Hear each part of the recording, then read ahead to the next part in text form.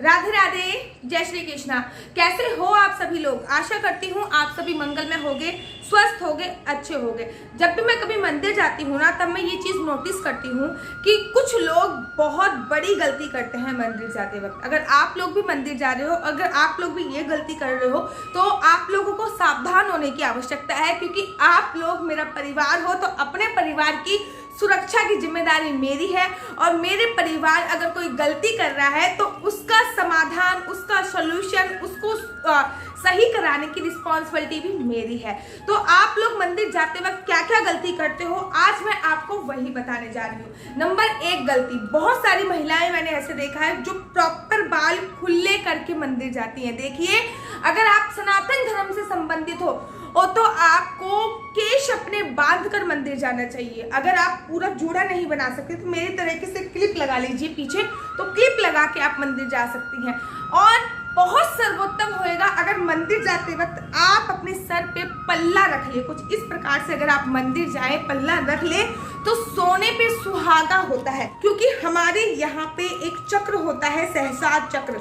इसमें से एक विशेष ऊर्जा निकलती है। अगर हम इस मंदिर जाते हैं तो ये थोड़ा सा एक्टिव हो जाता है और उसमें से ऊर्जा निकल रही होती है। तो अगर हम सर पे पल्ला रख लेते हैं तो ये ऊर्जा यहीं पे रह जाती है और हमारी बॉडी में नीचे अब्जॉर्ब हो जाती है। आप लोगों ने देखा होगा कि गुरुद्वारे में विशेष नियम होता है कि सिर ढककर, चाहे वो महिला हो चाहे वो पुरुष हो, सिर ढककर रहे माथा टेकने के लिए। तो आपको मंदिर जाते वक्त ये काम अवश्य और अवश्य करना है। अगर आप सिर नहीं ढक सकते हो, कहोगे दीदी हम मॉडर्न हैं, आज के ज़माने के लोग सिर नहीं ढक सकते, तो कृपया करके थोड़े से अपने बाल बांध ले।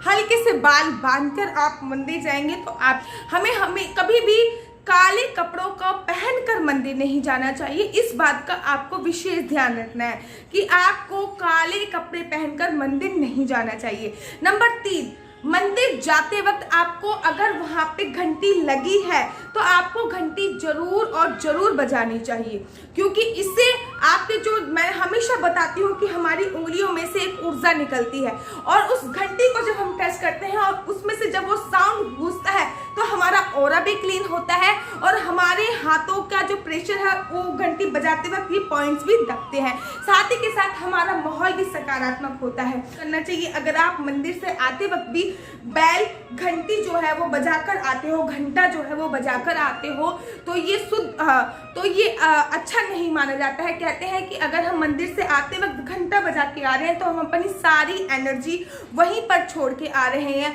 आपने देखा है ना कि जब हम किसी के घर पे जाते तो घंटी बजाते हैं, लेकिन जब हम किसी के घर से आते हैं तो कदाचित घंटी नहीं बजानी चाहिए।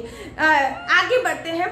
मैंने बहुत सारे लोगों को देखा है कि जब हम मंदिर जाते तो वो एक हाथ से भगवान की चौखट पे गए, एक हाथ से ऐसे हाथ छूते हैं, भगवान को छू रहे हैं या फिर जमीन को स्पर्श कर रहे हैं, भूमि को स्पर्श कर रहे हैं, अर्थात एक हाथ से कुछ इस प्रकार से ऐसे छूते हैं। ऐसे नहीं करना चाहिए। अगर आपको भूमि को स्पर्श करना है, भगवान को स्पर्श करना है, भगवान के चरणों का स्पर्श करना है, मंदिर को स्पर्श करना है, तो आपको अपने दोनों हाथों का उपयोग। ये सौभाग्य रहा है कि मैं 3 साल लगातार बिहारी जी के मंदिर में गई हूँ। वहीं पे बगल में राधा वल्लभ जी का मंदिर है, वहाँ पे नॉन स्टॉप में 3 साल गई हूँ। केवल मैं जब अशुद्ध होती थी तब मैं अपने 3 से 5 दिन छोड़ के बाकी नॉन स्टॉप में 3 साल मंदिर गई हूँ।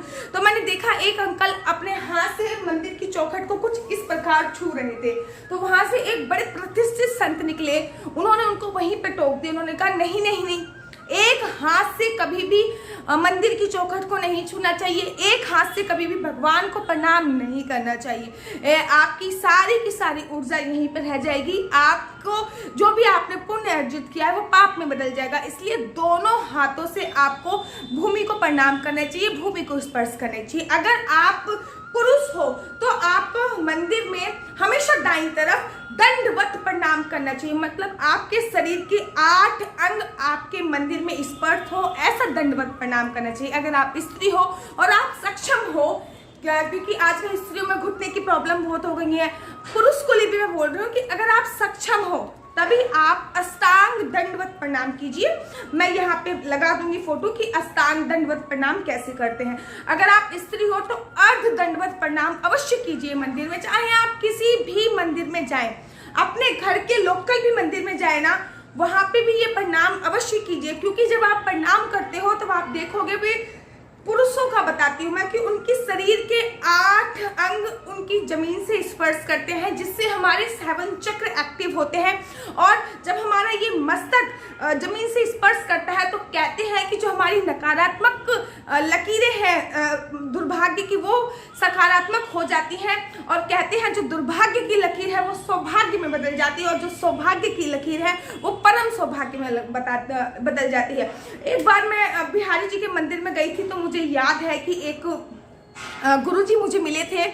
मैं बहुत बिहार जी के मंदिर में जाके मैंने बड़ा एक्सपीरियंस, हर चीज़ का मैंने आप लोगों के साथ में शेयर करती रहती हूँ। तो उन्होंने मुझसे एक बात बोली थी कि बेटा, जब भी आप प्रणाम करते हो, अपना मस्तक लगाते हो जमीन पर, तो आपकी जो लकीरें हैं, उल्टी लकीरें भगवान सीधी कर देता है। मैं तर्क वितर्क करने वाली थोड़ी बारी कर रही हूँ। मैंने कहा आखिर ऐसा क्यों होता है, मुझे सोल्यूशन चाहिए होता है हर चीज़ का।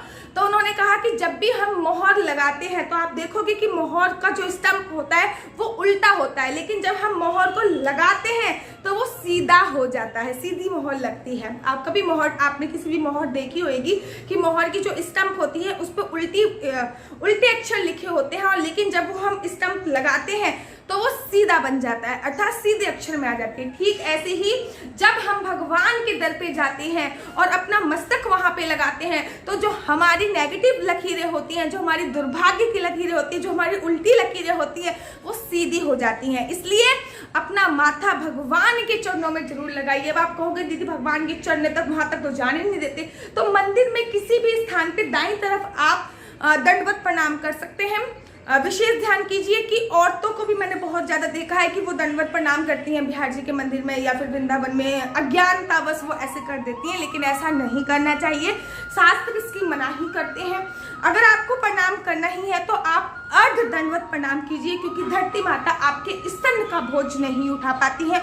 अगर आप इसमें भी डिटेल में वीडियो चाहते हैं तो मुझे बताइए। नेक्स्ट जो आप गलती करते हैं, मंदिर जाते वक्त, मंदिर गए और आपने देखा भगवान को नीचे से ऊपर तो आ गए, नहीं, भगवान के नेत्रों में नेत्र डाल के देखिए। आपको पता है कि बिहारी जी के मंदिर में आप कभी जाओगे, वृंदावन बिहारी जी के मंदिर में, तो बार बार पर्दा लगाते हैं, फिर हटाते हैं, फिर पर्दा लगाते हैं, फिर हटाते हैं। क्यों करते हैं ऐसे? क्योंकि उनके नेत्र इतने अच्छे हैं। भगवान की समस्त जो पावर होती है, एनर्जी होती है, जो जिससे हम अगर देखिए, कहते हैं आंखों से आंखें वही नहीं मिला पाते जिनकी आंखें मिलाने की औकात नहीं होती है, या फिर जो अपने आप में शर्म फील करते हैं।